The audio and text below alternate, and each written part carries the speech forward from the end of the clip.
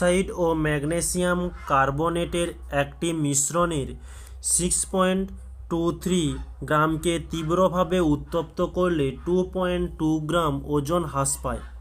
মিশ্রণটির শতকরা সংযুক্তি কত? এখন এই ম্যাগনেসিয়াম অক্সাইড যেটা রয়েছে MgO, একে তাপ দেওয়ার ফলেও কোনো পরিবর্তন হয় না, MgO এটাই থেকে যায়। নেক্সট বলছে ম্যাগনেসিয়াম কার্বাইড মানে Mg, যার সংকেত হয়ে থাকে MgCO3, তো একে উত্তপ্ত করলে পরিবর্তন হয়, যেটা পরিবর্তন হবে MgO প্লাস CO2।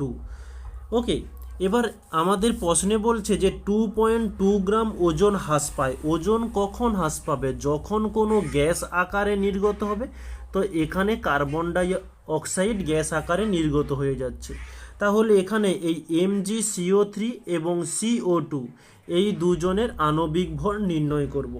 তো Mg এর আণবিক ভর হয়ে থাকে 24, কার্বনের জন্য 12, ওকে, প্লাস ও এর জন্য 16, আর ও তিনটে রয়েছে তাই 3 দিয়ে গুণ দিলাম।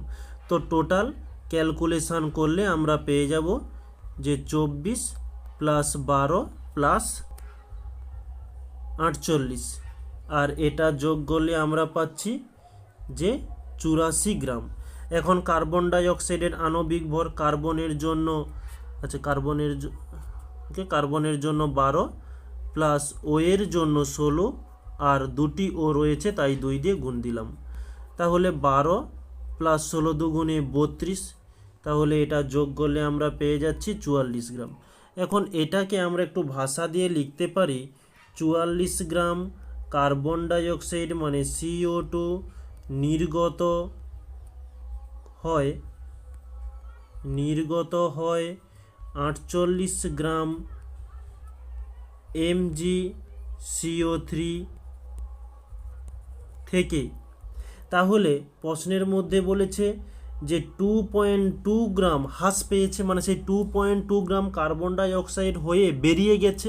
তাই আমরা নির্ণয় করব 2.2 গ্রাম CO2 নির্গত হয় কত গ্রাম Mg থেকে, যে 84/44 ইন্টু 2.2। আচ্ছা, এটা বোধহয় ভুলবশত 48 বলে গিয়েছিলাম। ওকে, একটু ম্যানেজ করে নিও, এটা 48 নয় 84 হবে। ওকে, তাহলে এখানে পয়েন্ট তুলে দিলে নিচে আমরা 10 পাচ্ছি।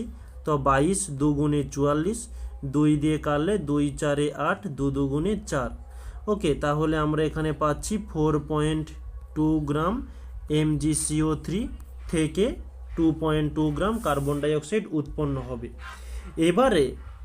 এবারে আমরা দেখব মিশ্রণটির মধ্যে কত শতাংশ MgCO3 রয়েছে। তাহলে আমরা লিখে নেব যে মিশ্রণটিতে MgCO3 এর শতকরা পরিমাণ